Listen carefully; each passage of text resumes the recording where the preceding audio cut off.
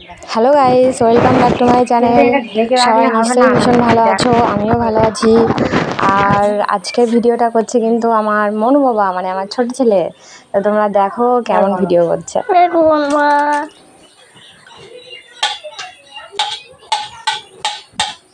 বলো, মা এখানে ভাত বাড়ছে, দাদা ওটা ঢাকলে হবে। দাদাকে স্কুল যাবে, এখন ভাত পড়তে। এ দেখো এখানে বই আছে, এ দেখো ভাত, এ দেখো এ দেখো এ দেখো মেয়েটা মা দেখো কেমন করছি। হ্যালো হ্যালো গাইস, আজকে ভিডিওটা আমার মনু বাবা করছে। তো তোমরা সবাই চোখ রাখো এবং দেখতে থাকো যে ভিডিওটা কেমন হয়, ঠিক আছে? মনু বাবা আমাকে দেখে দেখে খুব সুন্দর ভিডিও। ওইটা ঢাকলে হবে না মা, ওই এটা হচ্ছে ফিলিপ কভার, তো ওই জন্য আমার মনু বাবা মাঝে মধ্যে ঢেকে ফেলছে ক্যামেরাটাকে। তো কিছু না, ও এই 3.5 বছরে যা শিখেছে ভিডিও করছে, এটাই অনেক।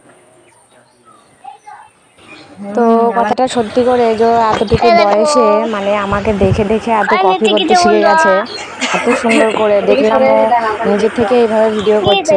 তারপরে আবার আমি একটু ওকে হেল্প করলাম, এটাই। আমার গরম লাগবে না, গরম লাগছিল।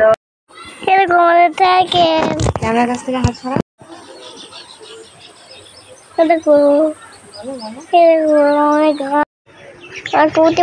আমার সাইকেল, এ দেখো আমার টিবু, আমার টিবু।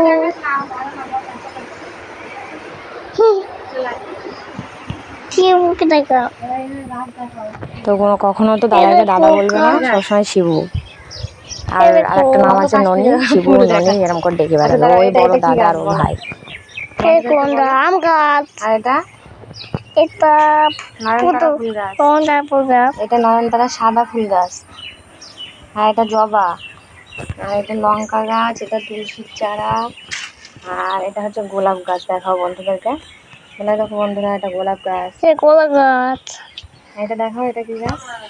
এটা উচ্ছে গাছ। বলে দেখো এটা উচ্ছে গাছ, এটা উচ্ছে গাছ। আর এটা টমেটো গাছ। টমেটো গাছ। এদিকে আসো, এদিকে আসো। দেখো বন্ধুরা, এটা লেবু গাছ।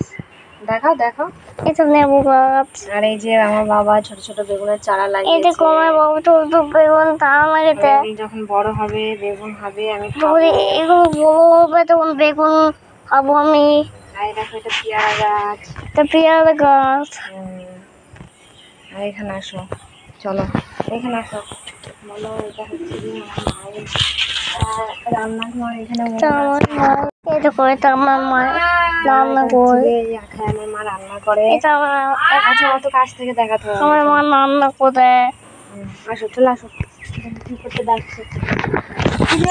এদিকে আমি আর মনু বাবা ভিডিও করছি, আর ওদিকে বড় ছেলে ডাকছে, কেননা আমার ভাতটা বেড়ে দিয়েছি, আলু সিদ্ধটা মাখানো হয়নি, খেয়ে স্কুলে যাবে সেই কারণে। তো চলো, ওখানে আছে তোরই মধ্যে গাছ। চলে আসো, দাদাকে আলু সিদ্ধ মাখানো খাই। এই যে দেখি আমি অনেক পেয়ে গেছি, তুইও এমন শিখবি। বন্ধুরা, আমার দাদা এখন ভাত খাচ্ছে। আমার দাদা এখন ভাত খাচ্ছে, কোন যাবে খেয়ে। আমার পচা দাদা, আমার পোতা দাদা আমাকে মারছে তুতু। এই পোতা দাদা ভিডিওতে দেখ খাচ্ছে। তো চলো বন্ধুরা, এবার ওর ভিডিও করা এবার শেষ, এবার আমি করব। অতটুকু মানুষে এই যতটুকু ভিডিও করছে নিজে থেকে ইচ্ছা করে, এই অনেক। তো দেখলাম ছেলে মানুষ করেছে অনেক আশা করে, তার জন্য ওই ভিডিও ক্লিপগুলোও আমি দিয়ে দিলাম। আর দেখলাম যে থাক, নাহলে ওর মনটা খারাপ হয়ে যাবে। তো চলো, এরপরে বাদবাকি ভিডিওগুলো কিন্তু আমিই করেছি।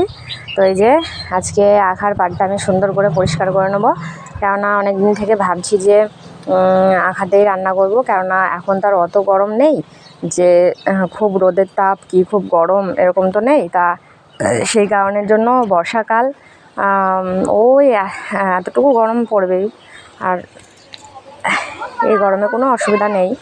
দেখলাম যে ভালো করে আঁকাটা অনেক দিন পড়েছিল, ভালো করে একটু মেরামত করে নিই, অনেক জায়গায় ফেটে টেটে গেছে। আর এই ঘরটাও কিন্তু অনেকটা নোংরা ছিল, সেটা হচ্ছে হাজব্যান্ডের আগে একদিন ওই ছাদে যে জলটা জমা হয় সেটাও হচ্ছে পরিষ্কার করেছে, ওখানে গাছগুলো সরিয়ে সরিয়ে ওখান দিয়ে ছিদ্র করে দিয়েছে, ওই জলটা ঘর দিয়ে ওই ওখানে একটা নালি আছে ওখান দিয়ে বেরিয়ে যায়। আর তারপরেও অনেকটাই আবর্জনা ছিল, প্রায় সাইডটায় অনেকটাই পরিষ্কার করা হয়েছে। প্রথমত ও পরিষ্কার করতে লাগলো, তারপরে দুজনাই হাতেবিতি করেছি।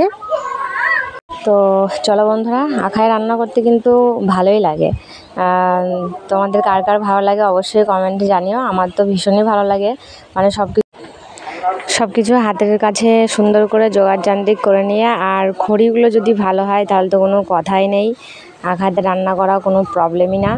তো কি বলবো, তার জন্য আখাটাকে আজকে সুন্দর করে ঠিক করব।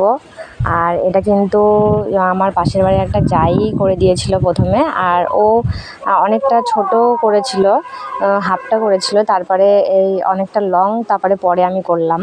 কারণ আমি দেখলাম অতটা খাটো হলে, যেহেতু এটা মানে মাটিতে খোঁড়া আঁকা না, তার জন্য একটু সমস্যা হবে। ছাদের ওপরে স্ল্যাবের ওপরে এইটা আঁকাটা তৈরি, তো সেই কারণে আমি আরেকটু উঁচু করেছি মাটি দিয়ে, আর বাদ বাকি ডিজাইনগুলো সব আমারই।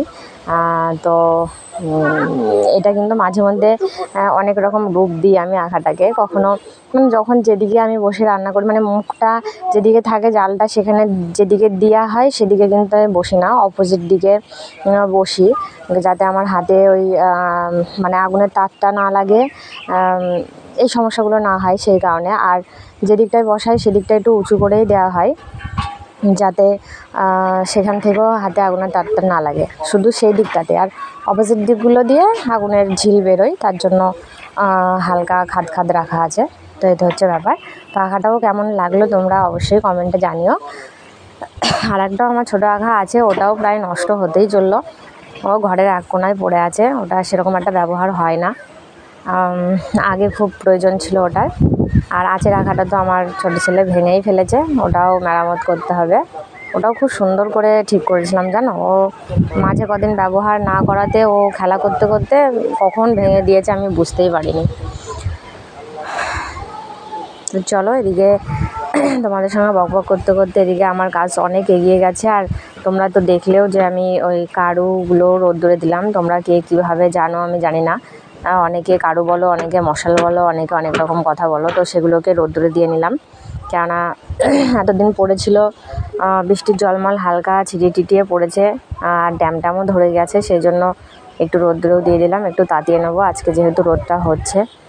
কটা দিন তো বৃষ্টি হলো, মানে একভাবে না হলেও মাঝে মধ্যে নিম্নচাপ টাইপের এরকম হচ্ছিল, তো সেই কারণে এখন এইভাবে থাক, পরে আমি ঠিক করে আবার ওগুলোকে রোদ্দুরে দেবো, ভালো করে একটা একটা করে আলগা আলগা করে দেবো। তো চলো বন্ধুরা, আমার মনোবাবা যে অতটুকু বয়সে এত সুন্দর ভিডিওটা করলো, তার জন্য আমি আজকে ভীষণই হ্যাপি, আমার খুবই ভালো লাগলো। তোমাদেরও কার কার ভালো লেগেছে অবশ্যই কিন্তু কমেন্ট করে বলবে। কেননা সত্যি বাচ্চাদেরকে ঠিক যেভাবে মানে ছোটোর থেকে তৈরি করা হবে না, ওরা কিন্তু সেভাবেই তৈরি হবে। আর ওদের মনটা তো সাদা কাগজের মতো, ঠিক আছে, ওরা যেটা দেখবে সেটাই কপি করার চেষ্টা করবে, তো এটাই হচ্ছে ব্যাপার। তো চলো, আমি কিন্তু এই আঁখাটাকে নিকাই কিন্তু এই আলুর বস্তাগুলো দিয়েই, এগুলো কিন্তু খুব সুন্দর হয় নিকানো, মানে আঁখার কোনো জয়েন্ট এই ফাঁকা টাকা থাকলে ওই ফাঁকার গুলো ভালো করে ভরেও যায়, আর খুব সুন্দর নিকানোও হয়, কি বলবো। আর এটা দিয়ে বাসন মাজাও কিন্তু খুব সুন্দর হয়, হ্যাঁ তোমরা ট্রাই করে দেখবে অবশ্যই। এটা দিয়ে বাসন মাজাটাও খুব ভালো হয়, আমি কিন্তু স্কচব্রাইটটা কম ইউজ করি, এটা দিয়ে বাসন মাজি। তো চলো, আজকে কিন্তু রান্নাবান্না সেভাবে হয়নি, কেননা আমাদের পাড়ার থেকে আরেকটু গিয়ে আর একটা পাড়া আছে, নামটা ঠিক কি আমার সঠিক মনে পড়ছে না, তো ওই পাড়াতে আর কি নাম কীর্তন হচ্ছে, তার জন্য মানে ওখানে তো জানো নাম কীর্তন হলে রোজ খাওয়া দাওয়ার ব্যবস্থা থাকে যে কদিন হয়, তো সেই কারণের জন্য ওখানে হাজব্যান্ড খেয়ে দিয়ে আসে।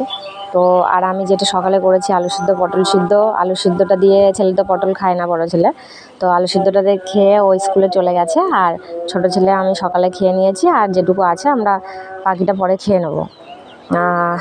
যেহেতু ছেলেও স্কুল থেকে আবার খেয়ে আসবে আর হাজব্যান্ডও ওখান থেকে খেয়ে আসবে মচ্ছপ, তো সেই কারণে আর সেরকম রান্নাবান্না করিনি।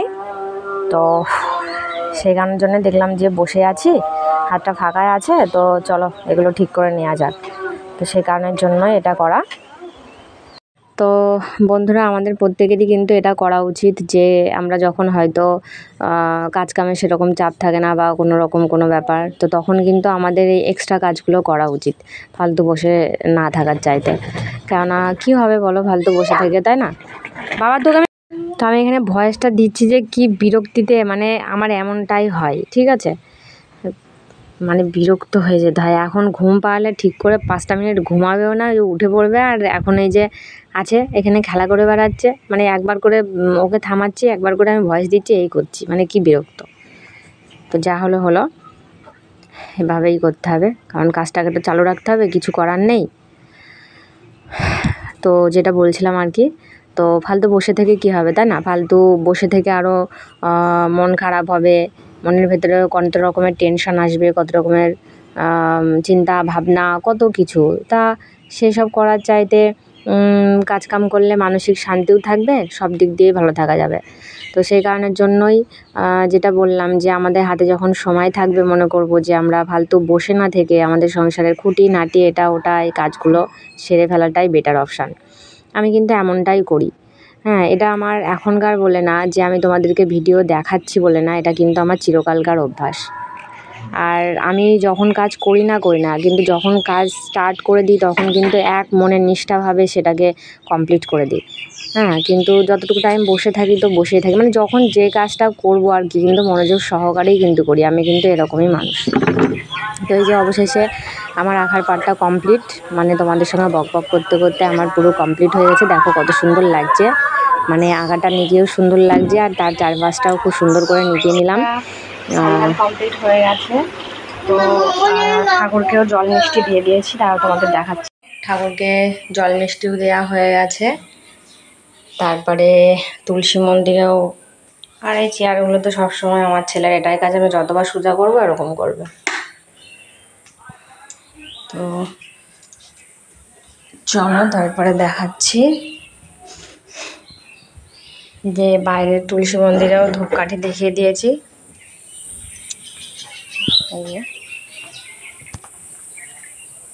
তুলসী গাছে জল দিয়ে ধূপকাঠি ধরিয়ে দিয়েছি। আসো বাবা, চলে আসো। উপরে তুলসী মন্দিরটা দেখাচ্ছি, চলো। সব কিছুই কমপ্লিট হয়ে গেছে। এই যে তুলসী মন্দির ধুয়ে ধূপকাঠি দেওয়া, এটা তো আমার মনুবাবারই কাজ, এটা মনুবাবা দিয়েছে। তো চলো মাথাটা আসতে দিই। মনুবাবাকেও স্নান করে দিয়েছি। কাক আর একটু ফাঁকা ফাঁকা করে মেলতে হতো, দেখি ওকে আগে খাইয়ে দিই ছোটো ছেলেকে। তো আমার তো আঁকার পাটটা খুবই সুন্দর লাগছে। আর ওই পুরোনো বস্তাটা ছিল ওখানে পেতে দিলাম, এখানেই রান্না করব ভাবছি। কিন্তু কটা পাট কাটি হলে ভালো হতো, দেখি হাজব্যান্ডকে বলতে হবে। আর এই ঝুড়িটা ধুয়ে দিয়েছিলাম, অনেকটা নোংরা হয়েছিল। চলো চলো চলো ভাত খাওয়াবো, চলো। তো এই যে এখানে থাক, ওকে ভাত খাইয়ে দিই ছোট ছেলেকে, দেওয়ার পরে তারপরে আবার আসছি। সিঁদুর টিঁদুর পরে নিয়েছি, আমার মনোবাবারও খাওয়া কমপ্লিট। আর তোমাদেরকে দেখাই কারোগুলো কীভাবে মেলেছি। এবার দাঁড়াও, ঠিক এইভাবে দিলাম, মানে যে পিঠগুলো রোদের তাপ লেগেছিলো তার অপোজিট পিঠগুলো এইভাবে এরকম করে দিলাম। তো এইগুলো শুকিয়ে যাওয়ার পরে এগুলো দিয়ে কটা দিন রান্না করব ভাবছি। তারপরে গুলগুলো তো আঁচে রাখা ছাড়া হবে না, আঁচে রাখাটা ছোটো ছেলে আবার ভেঙে ফেলেছে, ঠিক করতে হবে। আর বস্তার মধ্যে কিছু কাঠও আছে, এইগুলো হয়ে গেলে পরে একদিনে সব বার করছি না, কখন কি বৃষ্টি আসে না আসে।